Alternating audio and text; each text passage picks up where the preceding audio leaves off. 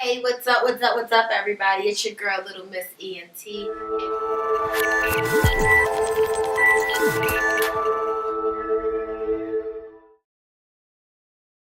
That's a really interesting question. I think that there needs to be some explanation why I started my podcast.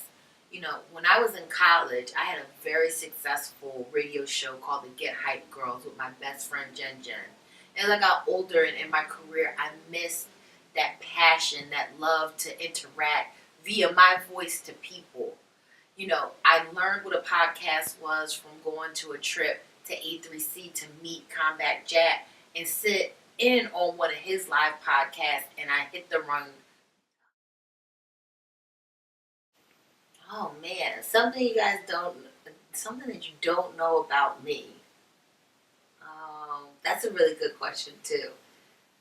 I ate pepperoni and cheese sandwiches the whole third grade year of my life. And I always look back and I wonder and question, why did my mom allow me to do that? And I still like pepperoni and cheese to this day.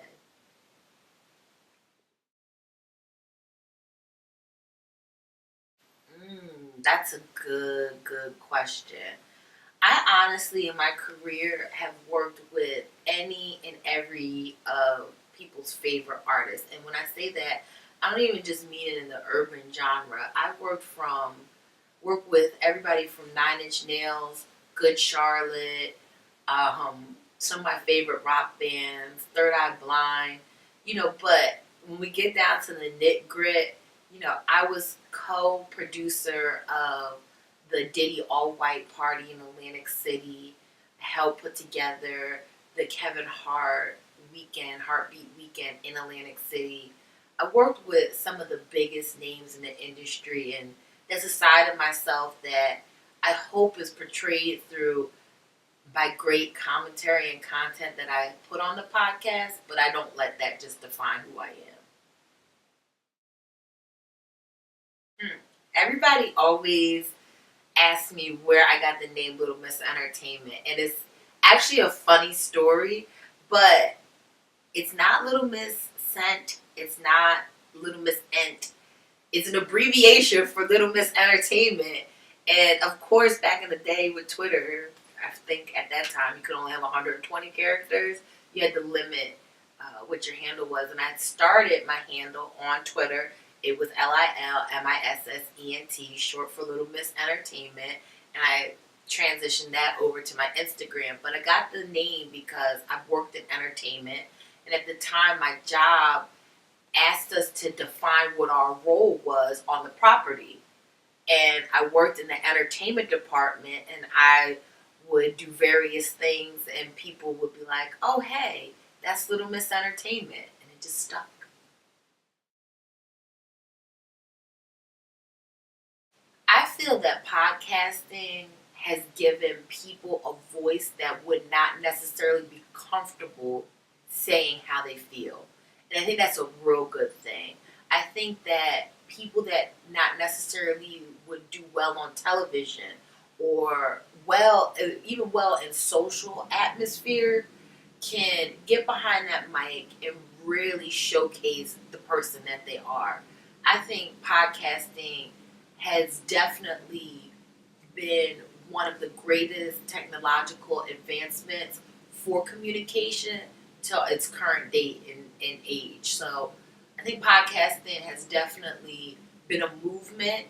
I think it's done great things for the urban community, for African Americans, for us to be able to come together under one hashtag, Pods in Color, and connect and network. I've met so many people that I know I would have never gotten an opportunity to meet if it wasn't for podcasting.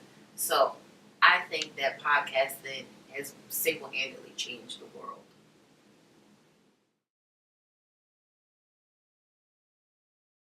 Three pieces of advice that I would give someone getting in the podcasting world is one, be authentic. And that doesn't mean that you can't do something that somebody else is covering, but you need to be authentic in which how you deliver it. There's a lot of copycat, imitation, They say imitation is the best form of flattery. Yes and no. Your audience will quickly realize you are not being authentic to them. Being consistent. Be consistent in whatever you're doing with your podcast. If it's going to drop once a month, let it drop once a month. If it's going to be bi-monthly, let it drop bi-monthly. If it's going to be every week, drop every week. Make sure you're communicating with your listenership of when your podcast is going to drop. And the third thing that I would say is never give up. Don't give up because the listens aren't where you feel like they should be. Because the second that you do stop doing your podcast is when you get that direct message from somebody and say, hey, you didn't drop your show this week. And to me, there was a period where I was being inconsistent, and then I got back on track to be consistent. And those periods where I wasn't there for my listeners really showed me the value of what I was doing. So I think people should listen to my podcast because I allow the regular person to tell their story, and I also allow the person with 1 million followers on Instagram to tell their story.